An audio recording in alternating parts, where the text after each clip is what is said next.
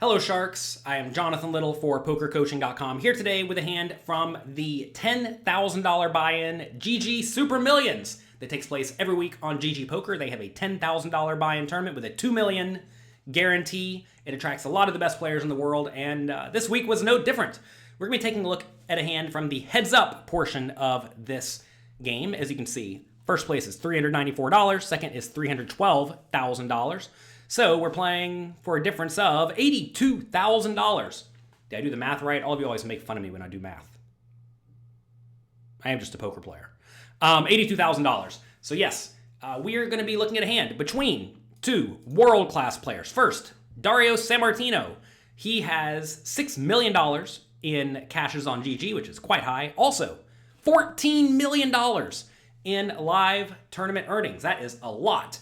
He took second place in the World Series of Poker main event recently in 2019. Also, lots and lots and lots of other big scores. Take a note here, though.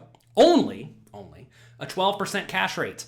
A lot of people think they're supposed to cash a lot because if you get a cash, you get some money back. The goal in poker tournaments is not to get 1.5 or 2 buy-ins. The goal is to make deep runs. And if you have seen one consistent thing, as we've reviewed a lot of these hand histories from the GG Super Million, a lot of the biggest winners in poker are cashing 12 to 17% of the time when roughly 15% of the field gets in the money, right? They're not cashing 20, 25% of the time because when you do play in that manner, what happens is, yeah, you get a lot of cashes, 25%, but you almost never win. And it's very important to make deep runs. His opponent is Wiktor Malinowski, not really a tournament player. He has $3 million in cashes on GG despite not playing a ton of tournaments. Only $700,000 in live tournaments. You may ask, who's this guy? Why do we care? His name online is Limitless. He is the endboss of Heads Up No Limit Hold'em. You want to play high-stakes heads-up games? You got to beat him. And it turns out people have a pretty difficult time beating him to the point that he has a nearly impossible time getting action. That's the tough thing. When everyone knows you're the best, nobody will play you. Nobody wants to just give it away, right? So recently he decided to challenge Fedor Holtz to a heads-up match, and he said, you know what? I'm so good, I'm going to get drunk and play you, and I'm still going to win. So Fedor said sure. And, well, it turns out Fedor can beat a guy who is drunk. Fedor won, and, well, Wiktor's not broke yet. He still has plenty of money to play the $10,000 buy-in tournament. And here we go. Let's take a look at a hand playing heads up. This was a long, grindy heads up match. Took about an hour. You may say an hour, that's not very long, but it actually is pretty long when you're playing online poker because the pace is fast. We're playing about 35 big blinds deep. Sammartino has 10-4 of diamonds in the small blind. You may say 10-4 of diamonds, just fold, just fold. No. Anytime you are playing heads up or in the small blind with any sort of suited hand, you are playing, okay? Suited hands are reasonable. You must play them. He limps. Malinowski with Jack 7 suited has an easy check. He does. Some people make the error of raising in this scenario, thinking, all right, my opponent limped. They probably don't have anything too great, so I'm going to raise. The problem, though, is that when you raise, your opponent's going to be getting very good odds to call, and whatever they have has 33% equity or so against your Jack 7 suited, and they're in position, so they're going to realize their equity fine. And you may get re-raised every once in a while, and then that will force you to fold or play a giant pot with the Jack 7 out of position, which you do not want to do. So check, see the free flop, go from there. Flop comes Ace 8 6. Another spot where a lot of people think this is going to be check, bet, fold, but oh no. Malinowski checks. Sammartino, I'm not going to say he has to bet this every time. He has literal zip and pip, as Mike Sexton says, but I thought a continuation bet, right? How often will they fold? They'll fold if they have just total garbage, right? And they'll have total garbage 25, 30% of the time. Plus, you get to barrel sometimes, right? So I'm fine with this bet. Although, look, when you have just total air on a somewhat connected board where your opponent could easily have a gut shot straight draw or a pair, you got to be a little bit careful betting on those boards. You should be way more inclined to bet very frequently on boards that are really hard to connect with, like Queen 7-2, right? On that board, you really can just bet very, very frequently. Okay. What do we do with the Jack 7 of clubs? We have no overcards, backdoor straight draw, backdoor flush draw. A lot of people look at this spot and just fold. But one thing you will notice if you have studied all of these high-profile heads-up matches that have taken place recently is that the best players in the world do not overfold. A big mistake a lot of people make is they just fold too often. And what happens is they just lose little bits of equity over and over and over again to the aggressive players. And then if the aggressive player is competent, they're not going to pay off the tight players when they happen to make a strong hand. So you'll find that a lot of the best players in the world are just never folding any sort of decent backdoor draw in this scenario. So I expect Malinowski to either call or raise, one of the two. You may say call with jack high. You have to realize we're not playing 9-handed poker where you have to make top pair, top kicker, or better to win the pot, right? Sometimes jack high is good.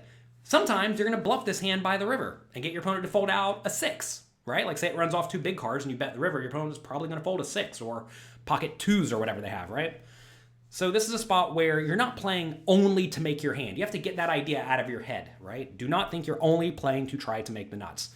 Malinowski does call. Turn is the queen of clubs. He opts to check, as he will probably do with his entire range. Sammartino probably should not bet here. It's very, very easy for Malinowski to have a pair or a draw. If he has a draw, he's going to raise sometime. If he has a pair, he's not going to fold. You may say he wouldn't fold 6-5. I mean, maybe he folds the absolute worst pairs, but Malinowski seems to not like to fold very often, so probably not. In this scenario also, you have a lot of very logical draws. In this spot, there are tons of open-ended straight draws and double gut shot straight draws and gut shot straight draws that can bet, also flush draws, right? So whenever there are a ton of obvious draws, you usually don't need to use too many total garbage hands like this 10-4 diamonds as a bluff. So I think this is a fine spot just to give it up and move on with your life. If he did bet here, Malinowski would either raise or call. I'm not sure what he would do with the jack high, because whenever your opponent bets the flop and the turn, it's kind of likely they have an ace a lot of the time, and you don't really want to be raising into an ace. And you certainly don't want to raise and get jammed on. So I guess it's a call, because you also do beat some draws. Be a neat spot. Anyway, river here is the king of hearts. Malinowski out of position with jack high. Happens to be the best hand, but he does not know that. I want you to take a second and think about what you would do in this scenario. I want you to pause the video and write in the comments section what you would do in Malinowski's spot with the jack 7 of clubs. Would you check, planning to check fold? Would you check, planning to check raise? Ooh, you're devious. Would you bet medium, like 50% pot? Or would you bet big, like the size of the pot or more? Pause the video and write what you would do in the comment section below. All right. What would we do in this spot? I think that in this scenario, we need to either check raise or bet. We could also conceivably check call. You may say, wow, you're really overvaluing this hand, huh? The thing is that with this jack high, you have to think about what is actually going to bet in the river and what the opponent's range looks like to get to the river in this manner. You have to think Sammartino is going to bet the turn with an ace or a queen. That's just good, fundamentally sound poker. Bet your best hands. And heads up, when your opponent does not raise over your limp, they probably don't have a whole lot of good aces, which makes it pretty reasonable to bet with your ace or the queen on the turn. If any of these concepts are unfamiliar to you, by the way, make sure you check out my training site, pokercoaching.com/free. Also, I have a completely free fundamentals course. It's about 2.5 hours long, very interactive, lots of quizzes. Check it out at pokercoaching.com/fundamentals. Okay, in this scenario, Sammartino probably has a whole lot of 8s or 6s, right? A lot of 8s or 6s. Or he just has nothing, right? And if he has an 8 or a 6, because those are hands that would limp before the flop, bet the flop, check behind the turn, and then be here on the river. With an 8 or a 6, if Malinowski checks the river, 8 6 is just going to check behind, 8 or 6 is going to check behind and then win the pot, right? So that's not necessarily good. However, if you bet here, I think you will get an 8 or a 6 to fold a large chunk of the time. And you may say, but wouldn't Malinowski only bet the river with an ace? Meaning he doesn't have very many of those. And I think the answer to that is no. That may be something you are accustomed to if you are playing small stakes tournaments against weak, tight, straightforward passive players. But in this scenario, a king is definitely good enough to value bet because, like I said, Sammartino would definitely bet the vast majority of aces on the turn. Therefore, when he doesn't bet the turn, a king is pretty much the nuts, right? Also, while Sammartino could have a king, I think even a queen could value bet in this spot. And Malinowski is the type of player who has studied this spot extensively and probably knows that he can value bet somewhat thinly when it goes check on the turn in this scenario. There are also a decent number of bluffs, though, right? This is a spot where Malinowski definitely could have open-ended straight draws, gut shots, etc. that all missed. So something you have to be very aware of is that you do not want to bet such that your range is very tilted towards bluffs. And imagine if you only bet with an ace or better, which you really don't have all that much of, and then all of your busted draws, well, you probably have, I don't know, call it 33% value hands, 67% bluffs, in which case, whenever you bet, Sammartino has just an easy call or raise with everything, right? Because your range is way too weak. So you have to make sure that you are value betting with more than just the ace-x, right? You have to bet with some kings and some queens. That way you have more like 70% value hands and 30% bluffs, or even 80% value hands and 20% bluffs. So this is a neat spot where I think you want to either bet medium or big, depending on exactly what your range looks like. I do think you want to put in some check raises here, but I think this jack high is probably a hand that is happy just to bet.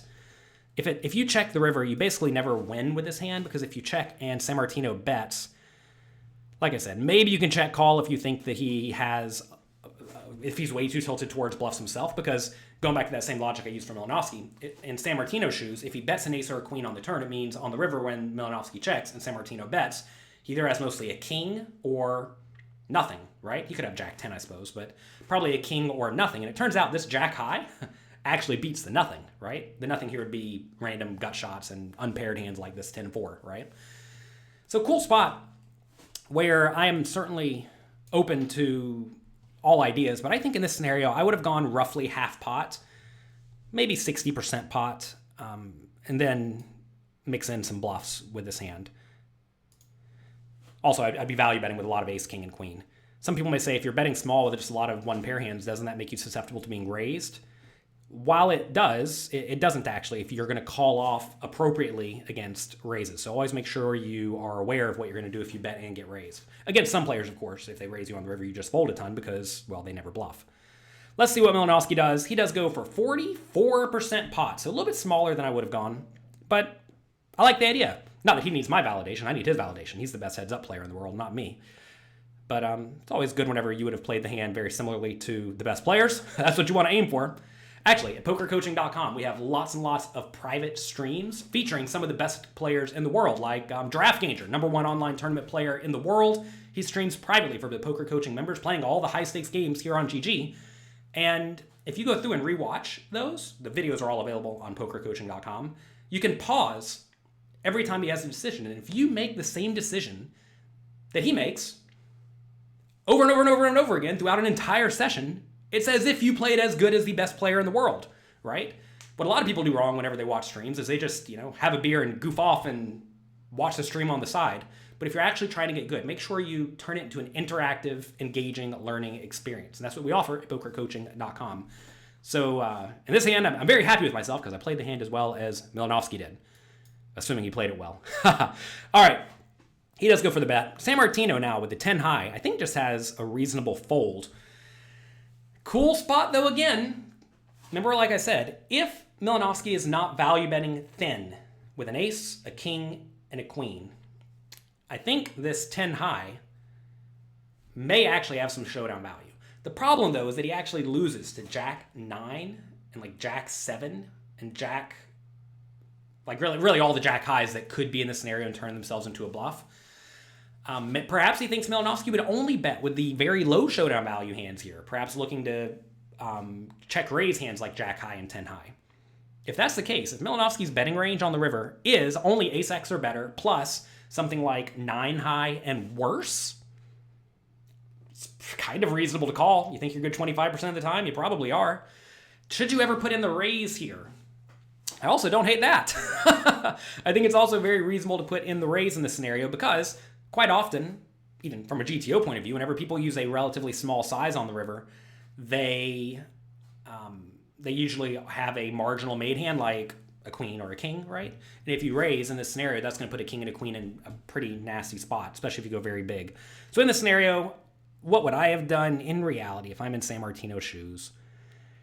I mean, I would have just folded. I would have folded and moved on with my life. I think the play I would have made next would be to raise. And but really, in this scenario, I think all three options, even call, has merit, assuming you have a good read on Malinowski, which, it's hard to have a good read on the best players in the world. But I think my default would be just to fold or occasionally put in the bluff. Let's see what he does. Sammartino gives it some thought, and calls. Sick value bet with the jack high. Jack high for Wiktor Malinowski wins the humongous pot, and this eventually led to him winning the tournament for $394,000. Add a solid chunk to his tournament cashes, and well, he continues upping the limits. That's going to be it for today, Sharks. I hope you enjoyed this. If you did, do me a quick favor. Click like, click subscribe below. Good luck in your games. Have a great, great day. And thank you for being here. Hello there. Yeah, I'm talking to you. You want me to let you in on one little secret to take your poker skills to the next level? All you have to do is click the subscribe button right here. Go ahead. Oh, yeah. Very nice.